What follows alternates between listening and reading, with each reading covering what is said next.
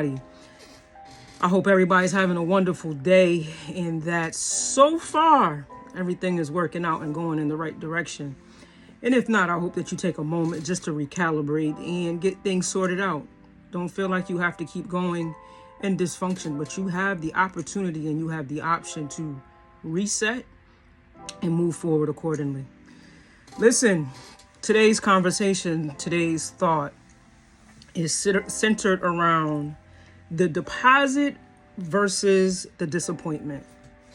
Man, big thought, big conversation. We could talk about this all day, right? Like, I don't think there's anybody listening, moving, living, breathing that has not experienced disappointment. That is a phase in our life that is not like seasonal. Like, we can have disappointments from missing the sale on the groceries that we thought we were going to get, to the bigger picture of someone walking out of our lives that we thought was always going to be there. But that feeling of disappointment is something that we all can sit down, meet, and say, I have experienced this. There's a lot of different emotions in life that we've experienced that maybe I myself have experienced alone or vice versa. But this is one space. This is one place where we can actually meet in the middle and say, I have experienced disappointment. So let's just talk about that for a minute. Just the aspect of disappointment, where sometimes it can be my fault. You know, sometimes my disappointment could be my fault. I gave the individual too much hope. I put too many of my eggs in one basket. I sat down and I thought about something, and I've given this individual more than what they were capable of. So then that does fall on me. That aspect of disappointment does fall on me, but it doesn't have to remain a negative. It can in turn become positive, because at the end of the day, I can find a peace in that I can glean from, that I can learn from, that I can grow from, right? But then there's those aspects of disappointment where my expectations weren't high. I didn't put too much into it. I didn't put too much thought into it. I didn't give them too much I didn't put my eggs in one basket. And I really set the bar really low, and I still was disappointed. And then it's the side of human nature. Nobody's going to get it right every time. And so even in that aspect, yes, you give grace because you understand human nature, and nobody's going to get it right 100% of the time. But there does still leave space for me to feel that aspect of disappointment or letdown, or I wish it had played out a different way, or man, I really thought more of the situation or the individual, and it didn't play out the way I anticipated or the way I foreseen it. But God, right?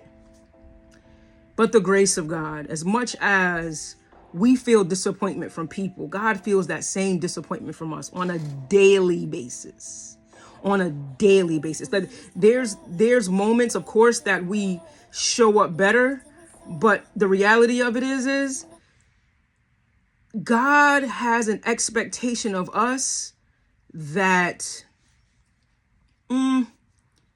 we sometimes miss the mark, right? There's really no perfect way to say that. Sometimes we miss the mark with God.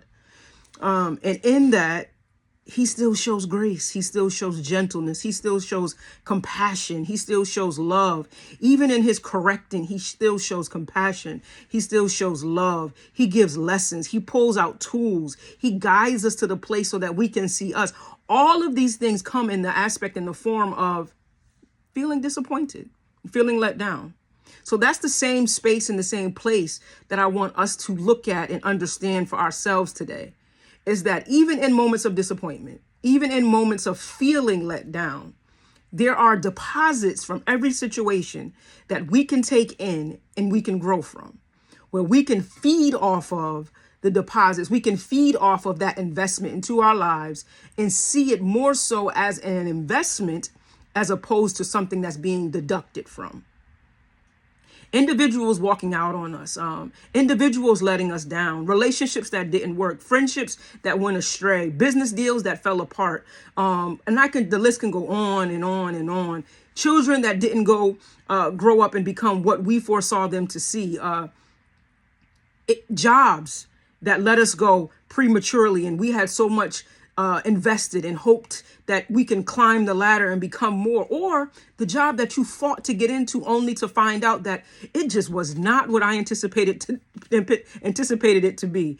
All of these spaces, all of these things leave stains of disappointment in our lives, but also leave deposits of learned lessons. I can learn now, number one, to understand that everything isn't going to work out the way I planned it to work out. It's awesome to plan. It's awesome to have agendas. It's awesome to fall in the space of, I want to do A, B, and C for my life, but also understanding that if the plan doesn't play out, it does not mean the plan is not good. It just means that God is trying to recalibrate some stuff, that he's trying to move some stuff around, and he's trying to set some stuff up so that you're in a better position than what you saw yourself to be, because we understand and we know that God is an all-knowing God. So how he's moving, when he's moving, where he's moving in our lives, we may not always know up front, but to know and to love and to appreciate the power of God and to have faith in the omniscience of God, to know that he's all knowing, so that if it didn't work out, that God, you have something better in plan for me and in store for me. This is a deposit. This is a deposit of reassurance to know that A didn't work out, but I know God's B is so much greater. So just know today that with every disappointment, there's a greater deposit. Maybe that deposit is understanding that this person taught me a lesson in love. This person taught me a lesson in how to say goodbye. This person taught me a lesson on how to walk in and communicate in a different way, or to love in a different way, or to show up in different ways. These are things that I can take away from what could be and feel like is negative and turn it around and make it a positive in my life, because that's how awesome life is. Life is nothing but a bunch of lessons, right? We're all living this thing. I say it all the time, for the first time. So that means life is just full of lessons, full of experiences that I can pull from and make them applicable to my next step. That I'm not just staying and experiencing this moment right here and going no further. That there's tomorrows, there's next weeks, there's next months, there's next years that I can look forward to God doing and moving in a direction, even in the mess ups, even in the rejections, even in the disappointment, even in the hurt. Because let's be honest, disappointment hurts. Disappointment is felt. It's felt deeply oftentimes. And I'm not trying to negate that feeling. I'm not trying to negate that notion. But what I am saying is, even in the feeling of it, yes, take your time, feel your feelings, but also remember to check in and make sure that you're gaining something from this, and not just staying in your feelings and missing the opportunity to grow. Disappointment is a wonderful platform, a wonderful plateau for you to grow, for you to experience new, for you to say, okay, God, I felt that. I understood that. It hurt.